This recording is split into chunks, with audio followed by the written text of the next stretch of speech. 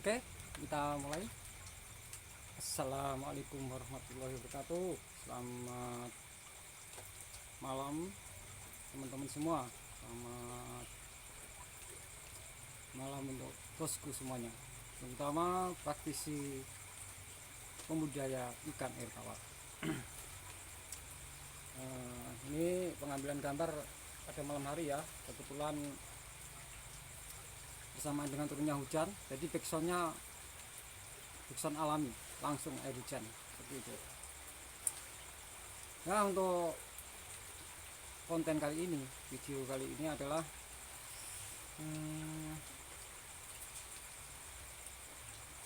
pembahasan tentang seluk-beluk aquacultur. Tentang aquacultur, terutama kita bahas tentang air. Air ini sangat penting teman-teman ya. Perlu ketahui untuk akhir-akhir ini kita menyaksikan bagaimana praktisi perikanan air tawar itu sangat prihatin sekali. Banyak yang kena penyakit, rendemen jelek, SR-nya jelek dan sebagainya. Itu sebenarnya banyak faktor ya. Ada faktor air yang nggak diolah dulu, atau bibit, atau terutama untuk pembenih ikan itu bisa juga indukannya, atau segmen konsumsi itu bisa bibitnya. Oke, kita dapat bibit yang bagus untuk segmen konsumsi, tapi airnya tidak diolah. Setelah air bibitnya masuk ke kolam, kadang-kadang akan mendapat serangan penyakit seperti itu. Untuk pembahasan video kali ini adalah kita khusus ke arah pembahasan tentang air. Nanti judul-videonya apa ya? Judul subtitlenya atau thumbnailnya kita kasih judul air adalah kunci. Treatment air adalah kunci keberhasilan dari budidaya ikan, terutama ikan air tawar. Sebenarnya kita hari-hari ini sangat prihatin, terutama terhadap teman-teman kita yang ikannya selalu kena penyakit dan panennya buruk, sehingga tidak sesuai dengan harapan yang diinginkan begitu. Tentang air ya teman-teman ya, kadang ini bicara pengalaman aja ya, pengalaman saya pribadi atau pengalaman orang-orang lain yang sudah saya rangkum. Untuk pengalaman saya pribadi saya cerita ya, saya bertahun-tahun itu usaha di segmen pembenihan lele terutama ya, selalu kena penyakit, selalu gagal, selalu ya begitulah. Modal sudah cukup banyak, akhirnya ngenes lah kasarnya gitu. Kemudian setelah dipelajari sama beberapa tahun, kemudian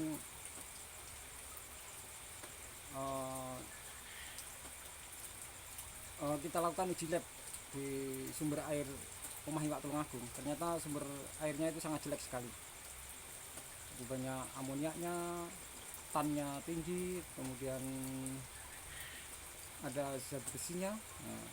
Itu kalau kita gunakan untuk pergantian air langsung dari sumur, untuk pergantian air benih ikan lele, itu dalam waktu 2 hari 3 kali pasti kena penyakit, rontok. Akhirnya nggak panen kan. Kemudian ada tim support dari kita, disupport dari CP Prima. Makanya saya pakai kaos CP Prima. Terima kasih untuk CP Prima. Disupport CP Prima itu menurunkan tim laboratorium laboratorium lah kira-kira. itu beliau masnya itu ngecek sumber air kita, kemudian hasilnya seperti itulah, jelek. Kemudian disarankan untuk melakukan pengolahan air.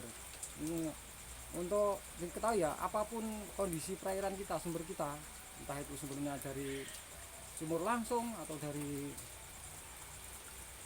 sungai atau dari PDAM atau dari telaga atau dari manapun, itu harus kita lakukan treatment. Nggak bisa langsung digunakan untuk budidaya, terutama untuk pembenihan ikan, itu fatal akibatnya. Dan untuk perlu diketahui, khusus untuk benih lele, pembenihan ikan lele, air baru itu sangat tajam sekali teman-teman, sangat tajam sekali. Saking tajamnya bisa merobek-robek perasaan teman-teman lah, perasaan teman-teman bisa terobek-robek, dompet teman bisa terobek-robek, keuangan keluarga Anda bisa robek, kemudian bahkan keluarga Anda bisa robek lah, asalnya begitu. Nah, kita kembali tentang air tadi ya. Setelah tim CP itu datang, saya konsultasi setelah hasil labnya turun ya, kita konsultasi tentang bagaimana pengolahan air yang bagus, yang benar. Nah, akhirnya ya dapatlah, alhamdulillah, panen sudah bagus lah dalam waktu tempo sesingkat-singkatnya. Alhamdulillah nggak sampai 2 bulan lancar seperti itu. Kemudian ada pengalaman teman yang lain bertahun-tahun sampai nggak tahu lah, sampai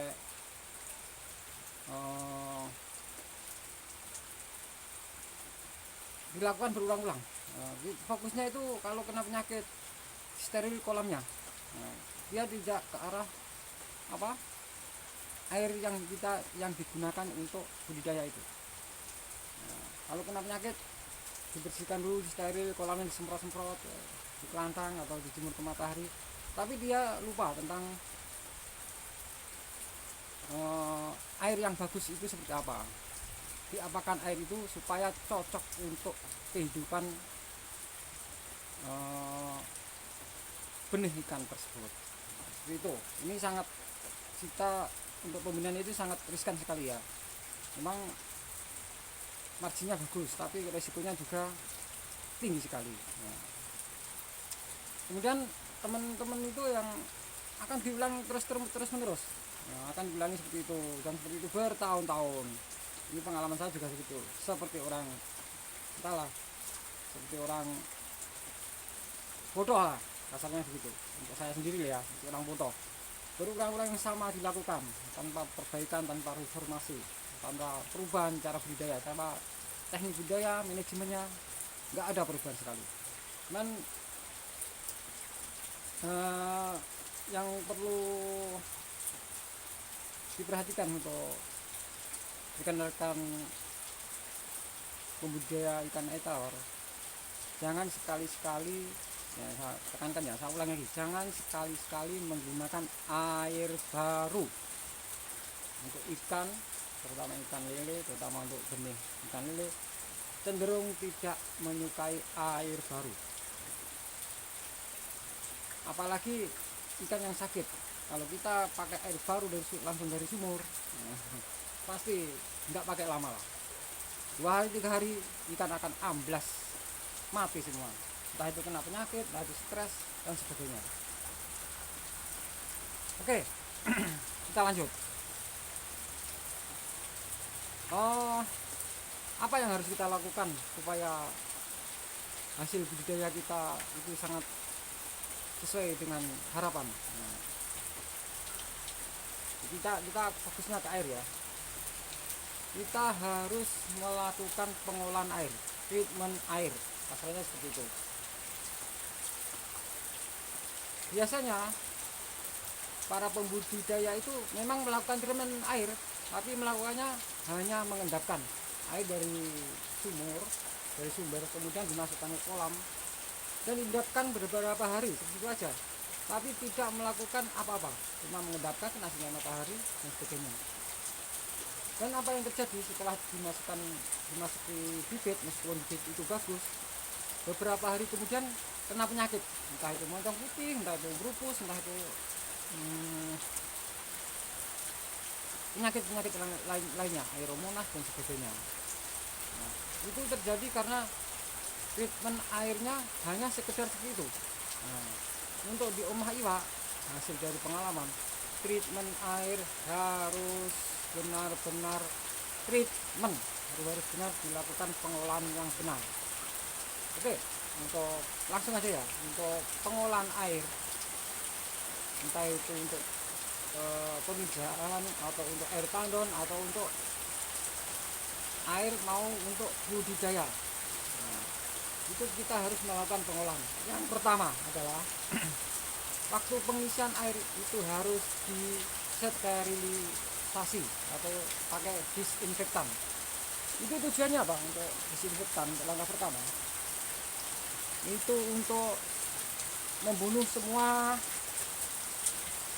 biota di perairan, entah itu mikroba positif maupun negatif, kita bunuh semua, kita zero kan. Atau di Pertamina mbak-mbaknya biasanya mulai dari nol. Nah, mulai dari nol kita nolkan dulu. Kemudian setelah efek disinfektan itu habis, nah, kita melakukan langkah kedua ya, kita melakukan istilahnya pemupukan supaya perairan itu, air yang akan kita gunakan untuk budidaya itu subur kembali.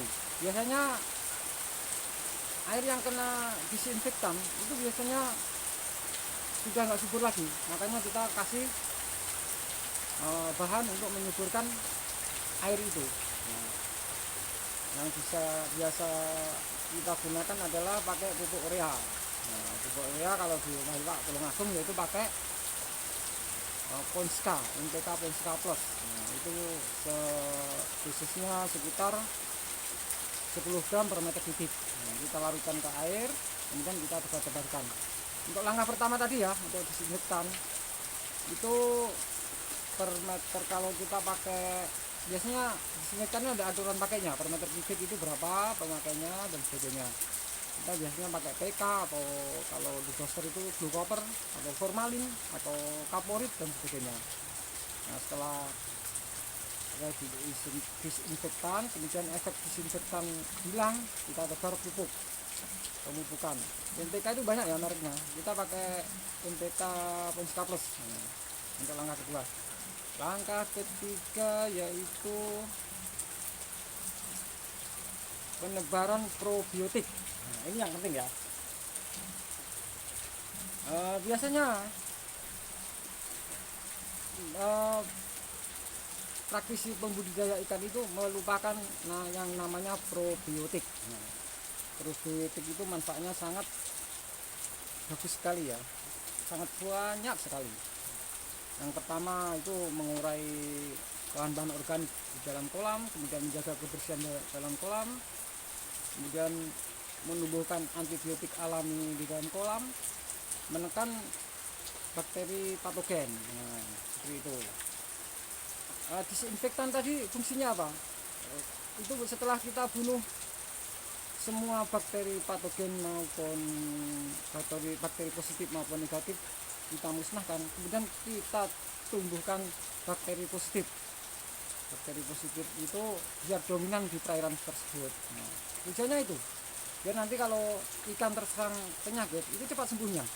Sebenarnya mengabaikan seperti teman-teman membudidaya ikan biasanya mengabaikan hal-hal seperti itu, sepele, adalah sangat signifikan untuk membantu kesehatan ikan gitu. Nah, probiotik bebas ya. Probiotik kalau di Omah Iwak Tulungagung itu menggunakan bakteri fotosintesis, Rhodobacter atau Rhodococcus dan Bacillus subtilis. Itu kita kombinasikan dua bakteri itu. Di Omah Iwak itu cenderung ke arah bakteri Rhodobacter, karena Rhodobacter itu sangat bagus bekerja siang malam, bahkan kondisi terik matahari itu sangat bagus, jadi tidak sensitif terhadap sinar matahari. Kalau matahari sangat panas itu bagus dan tetap bekerja, dan malam hari juga pakai menurut penelitian hanya sinar lampu itu pun tetap melakukan fotosintesis. Kemudian kelebihannya untuk bakteri itu dia bekerja dalam kondisi aerob atau anaerob. Jadi nggak ada, meskipun kondisi perairan itu kondisi minim oksigen, dia tetap bekerja. Kemudian untuk kelebihan dari kita melakukan treatment air, yaitu kalau ikan kita kena penyakit itu cepat sembuh. Kalau ikan kita kena penyakit, kita obati secukupnya 2 atau 3 hari, insya Allah pasti sembuh. Itu sudah kami pengalaman kami sudah beberapa kali ya. Musim hujan gini kadang karena segmen kami segmen pembenihan itu sering kena kucep, terus ikan puter-puter. Nah, itu kalau kita ganti dengan air treatmentan, air dari tandem yang sudah kita treatment, kemudian kita obati pakai antibiotik 2 sampai 3 kali pengobatan, alhamdulillah sembuh, nggak pakai lama, seperti itulah. Dan efeknya lumayan bagus, nggak sampai habis. Nah, itu perlu diperhatikan untuk teman-teman yang pemula yang pengen melakukan pembenihan ikan lele, ataupun pengen para senior yang selalu kena penyakit ikannya ya. Saya sarankan untuk melakukan pengolahan air dulu atau treatment air dulu seperti tadi, yaitu steril air pakai disinfektan, kemudian pemupukan, kemudian yang ketiga penebaran probiotik. Kemudian kelebihan dari probiotik yang mengandung Rhodobacter, dia selalu menjaga pH air. pH air itu selalu terjaga dengan kondisi Rhodobacter. Dari penelitian, saya pernah membaca penelitian bahwa yang paling bagus itu bakteri Rhodobacter untuk menjaga pH. Yang paling buruk untuk menjaga pH itu adalah bakteri yang mengandung Lactobacillus. Dia malah menjadi asam perairannya. Nah, kemudian seperti itu. Untuk selanjutnya,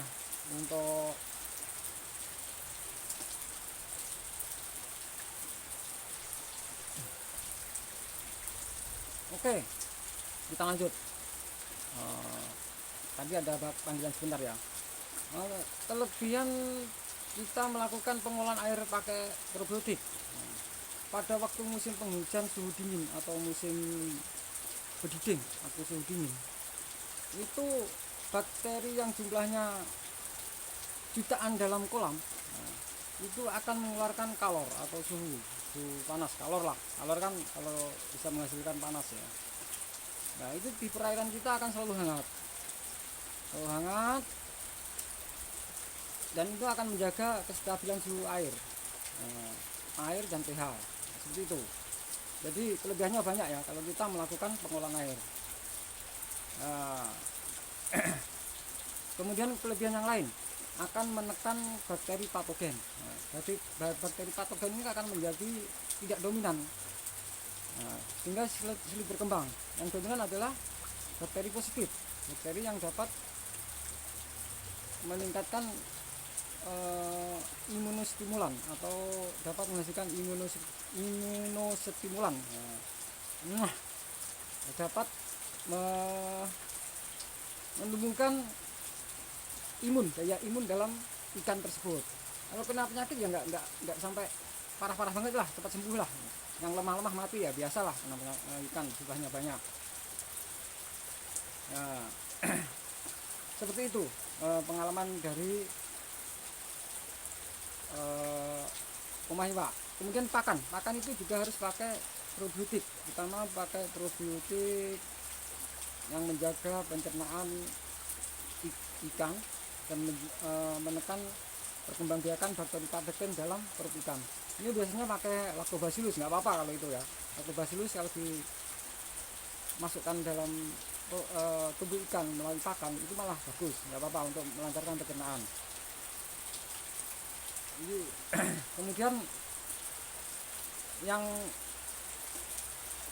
perlu teman-teman ketahui ya, ini sangat butuh perhatian dari para praktisi pembudidaya, terutama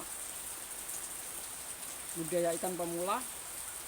Jangan tertarik dengan pembudidaya yang lain yang langsung pakai air sumur. Memang sekali dua kali dia sukses, tapi untuk berikutnya dia akan mengalami permasalahan dalam budidaya, kena penyakit, bentuknya rontok dan sebagainya. Saya sarankan pemula harus melakukan treatment air, entah itu di kolam yang mau digunakan untuk budidaya, pemijahan atau sebagainya, atau kolam tandon. Nah, kolam tandon kalau bisa teman-teman harus punya ya, kolam tandon yang sudah di treatment.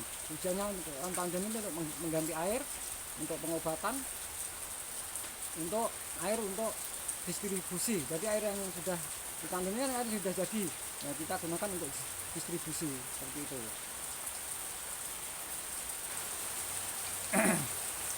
Nah, untuk distribusi ya tadi ya, arah situ ya, sampai situ ya. Kemudian kalau kita mengganti air, jangan sekali-sekali langsung pakai air sumur. Langsung air sumber itu biasanya ikan memang sehat, tapi beberapa hari kemudian dia akan kolaps. Itu perlu kita hindari ya. Ini sangat berbahaya sekali. Misalkan air yang untuk mengganti itu adalah air yang sudah diolah dulu tadi ya, pengolahnya. Nah, itu sebenarnya masih banyak lagi untuk manfaat tentang air treatment ya, apalagi di musim hujan gini, musim kemarau ada masalah tersendiri, musim penghujan juga ada masalah tersendiri. Itu teman-teman harus diperhatikan. Jangan tertarik dengan pembudidaya yang lain yang langsung pakai sumur. Itu kasusnya 1000 banding 1 lah. Mungkin 1 atau 2 orang pelaku berhasil dengan pakai air sumur. Tapi yang lainnya 999 selalu trouble. Itu selalu bermasalah. Karena itu apapun kondisi perairan Anda, sumber air dari manapun, usahakan lakukan pengolahan dulu atau istilah kerennya di treatment. Nah, itu. Nah, sebelum ditutup, perlu diperhatikan bahwa jangan terlalu sayang untuk membeli bahan-bahan untuk treatment air seperti disinfektan, probiotik atau pupuk. Nah, itu memang menambah biaya, tapi nanti hasilnya insya Allah bagus. Dan jangan tertarik dengan tebar padat ya. Tebar padat, kita tahu di praktisi pembenih. Nah, ini kita bicara pembenih ikan lele ya. Itu tebarnya padat sekali. Setiap hari menggosok kolam, mengganti air, terus menyapu kolamnya untuk membuang kotorannya setiap hari sampai panen. Saya yakin teman-teman nggak akan sanggup kalau melakukan seperti itu, apalagi kolamnya banyak. Nah, karena akan menguras energi yang banyak sekali, listrik yang banyak sekali, apalagi pengocoran 24 jam. Nah, dengan treatment air akan menghemat energi kita, listrik kita, air kita akan hemat. Dan dengan treatment air, lingkungan kita akan menjadi alami, karena bakteri-bakteri patogen akan tersisihkan. Kemudian airnya bisa kita gunakan untuk pemupukan tanaman seperti itu. Nah, itu yang perlu diperhatikan. Jadi jangan terpesona dengan kepadatan ikan ya, dengan praktisi pembudidaya memakai padat tebar. Jangan terpesona, santai aja, santai. Kita tebar seperti biasanya aja, normal, tapi kita santai kerjanya. Kita hari-hari cuma kasih pakan, cek pH, cek suhu tapi ikan kita selalu sehat. Nah, seperti itu. Dan air yang jelek, air yang tidak cocok dengan kehidupan ikan itu, meskipun teman-teman isi longgar kalau airnya jelek, airnya banyak bibit penyakit, bisa dipastikan tetap mengalami permasalahan. Itu sudah kami alami ya. Kita ukuran kolam 3x6. Nah, karena sering kena penyakit, apakah ini terlalu padat atau dan sebagainya, kita coba pakai kepadatan rendah. Kita 3x6, cuma kita isi 5.000 tapi ya tetap kena penyakit, tetap kena permasalahan yang sangat mengganggu sekali, yang sangat ya tidak mengenakan. Diisi 5.000 ya kena penyakit, apalagi diisi padat, apalagi diisi standar gitu. Jadi padat atau tidak, kalau airnya jelek bisa dipastikan ikan akan mengalami permasalahan gitu. Dan usahakan, sekali lagi, air adalah kunci. Air adalah kunci. Treatment air adalah kunci. Perlu saya tekankan seperti itu. Cukup sekian video dari kami, dari Rumah Iwak Tulungagung. Nanti kalau ada pertanyaan silahkan isi komentar ya, di kolom komentar. Tanya apa saja, kalau bisa jawab akan saya jawab. Kalau belum bisa saya jawab, akan saya cari-cari referensinya atau cari-cari dari channel-channel yang sudah pengalaman seperti itu. Sebelum saya tutup, jangan lupa subscribe, like, dan share, dan bunyikan loncengnya. Insya Allah kalau ada video dari Rumah Iwak yang terbaru, teman-teman bisa mendapatkan pemberitahuan notifikasi. Demikian ya video dari kami. Jangan lupa, air adalah kunci. Treatment air adalah kunci. Jangan diulangi lagi kondisi air tanpa treatment. Akan merobek dompet Anda, hati Anda, dan keluarga Anda. Terima kasih. Wassalamualaikum warahmatullahi wabarakatuh. Semangat para pembudidaya ikan.